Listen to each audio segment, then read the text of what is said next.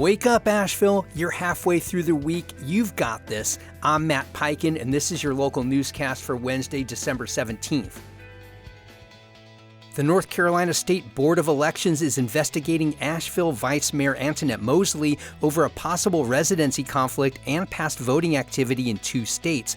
Mosley claimed a primary residence tax break on a home in Atlanta while serving on Asheville City Council and receiving election mail at a local address. She's also been documented voting in both Georgia and North Carolina between 2008 and 2014, including 2 presidential primaries in 2012. Mosley denies any illegal double voting. The investigation could involve federal authorities if interstate violations are suspected. Read more about this in the Asheville Watchdog.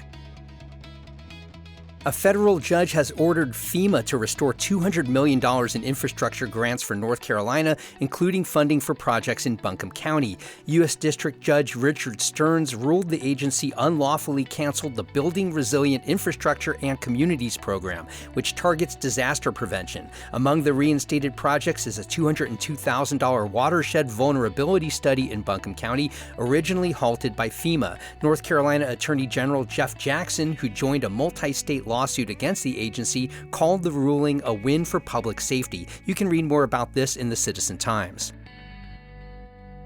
A Florida physician has been sentenced in Buncombe County for stealing over $14,000 in disaster relief donations meant for Helene victims. 56-year-old Mark Anthony Smith pleaded guilty to 5 felony larceny counts for posing as a volunteer and taking supplies from a nonprofit aid effort in Swannanoa. Authorities say Smith sold items like generators and camping gear at a local pawn shop. He received a suspended sentence of up to 85 months, including 9 days served, and must report the conviction to his state medical board. The case was prosecuted by the county's DA's office, and details are on the district attorney's Substack.